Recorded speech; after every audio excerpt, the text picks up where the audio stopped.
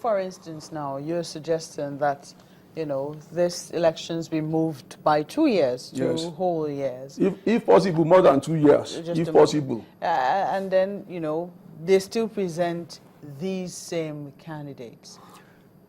Do you think that we'll still have the same problem? Let me give you my candid opinion. I keep on saying that we cannot negotiate the unity and stability of our country. If these two phases come up again in 2 years' time, my prayer is that before then, we should have been able to identify people that, I still believe that there are a lot of people in Nigeria who are visionary in terms of leadership, who can also deliver good governance. I don't want to start mentioning names. I want to align myself with the sermon of Pastor Tunde Bakari. I think he gave that sermon in his church about 4 weeks ago. He's also recommending, a 2-year plan so that this democracy will survive. And it's also, saying that that is his own suggestion, that we leave President Jonathan there under an interim arrangement. I know that the next question will be, is this constitutional? The 1999 Constitution of the Federal Republic of Nigeria is filled with a lot of ambiguities, which has not been amended up till now. There's been effort since the time of Obasanjo to amend this constitution, but there has been no, solid arrangement to have a second look at this constitution. There was a time that the House of Rep sent their members out to have to listen to people's opinion all over Nigeria. A lot of money went down the drain. At the end of the day, there has not been any change or any amendment in our constitution.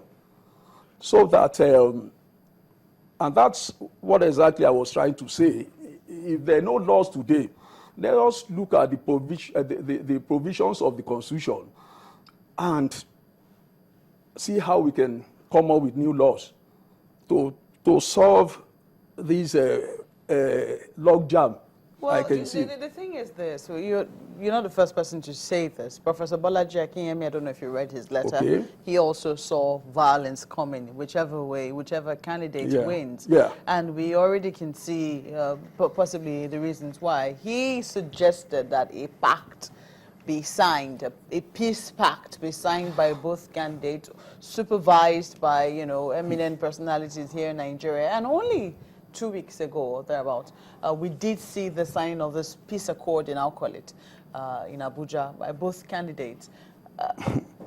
Do you think that in itself holds water for any of the candidates? There is no way. It's going to be very, very difficult to sign that kind of a pact or agreement. But they've signed it. Okay, implement it. I'll tell you something. I watched it on TV. I saw them shaking hands and embracing, and I just smiled. That this is good for Nigeria if it can be implemented down, to the youngest politician. What will be the challenge of implementing it down to the youngest politician, from your experience? From my experience and from what we have all, what we are seeing on ground. If you've been reading the newspapers since the beginning of this week, I'm seeing adverts. I don't want to mention names. There was a front page advert where they showed 4 past head of states. And when I saw it, as I was like, wow, were people coming up with this again when there was a peace pact that was signed last week?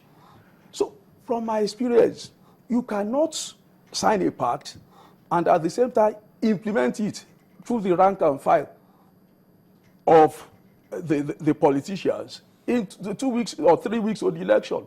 It cannot work.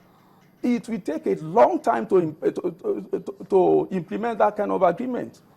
In the Nigerian context of things, I will be right if I'm saying it is impossible to implement.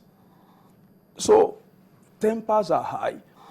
The body politic has been heated to a point of boiling. So we really have to take a critical look at the situation on ground, think about our past, and take a decision that will, that will be acceptable to all Nigerians. All right. Unfortunately, that's where we'll have to let it go. Just when some people are beginning to listen, especially when we talk about the unity of the country, but we will get across to you subsequently and have a lot more time to look at this viewpoint of yours. But we have to thank you for coming on this morning. You're welcome. Dr. Gbenga Omolayole is the convener of New Deal.